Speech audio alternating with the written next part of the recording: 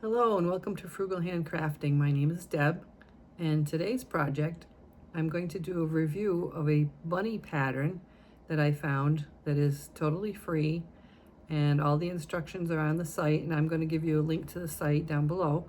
And the woman's name is Maham, and she does beautiful work. She has lots of followers, so I'm sure a lot of people have been successful with her patterns. I will help you become successful by giving you some tips that I use in order to make mine come out just the way I want to, just perfectly. And sometimes different yarns can be a little tricky, but I'm going to show you how to deal with that too. So let's look at the different ones that I've made already. Here I'm going to start with the first bunny that I made. This one is made with a number 6 yarn, and I had a number 6 yarn here that I had bought on clearance, so I ended up using that because it was just the perfect color, I thought, to make a nice bunny.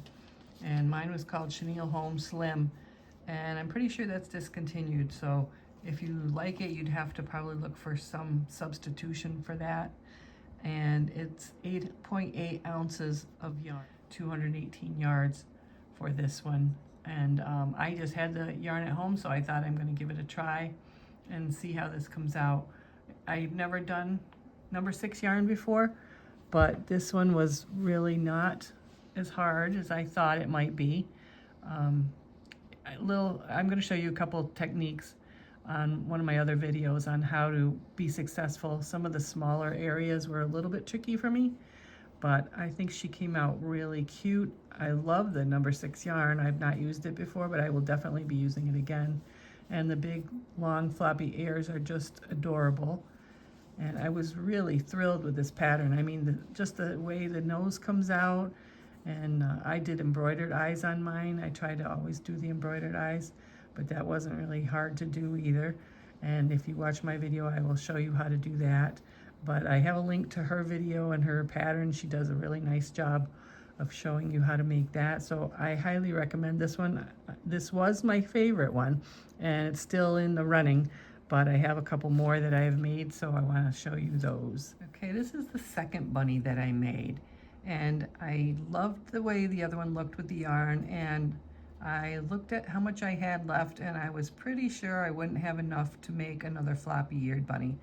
But she has a pattern that's done with chenille yarn, so I thought maybe I would have enough for that, so I thought I'd give it a try. So I did end up having just enough. So I can tell you right now that this one here took, let me see, I wrote it down.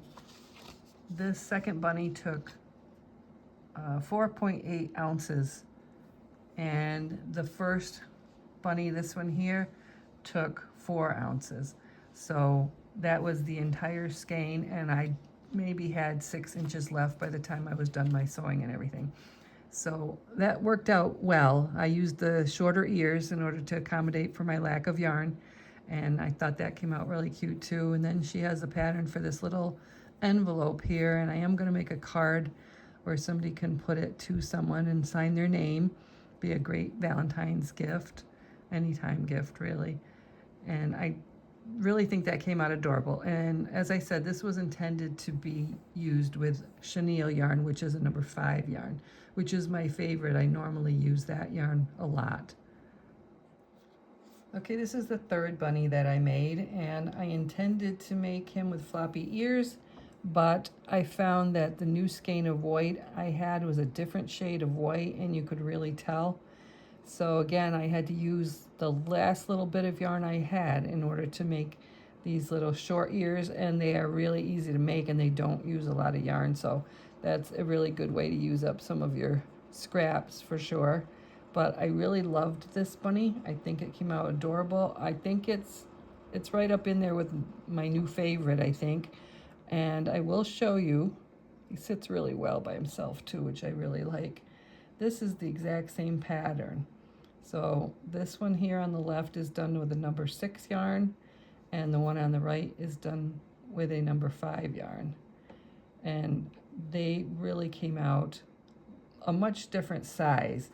And I do prefer the smaller size. I do think I prefer the smaller size, but the larger size is adorable too. She does a beautiful job of designing patterns. They are easy, they're well written.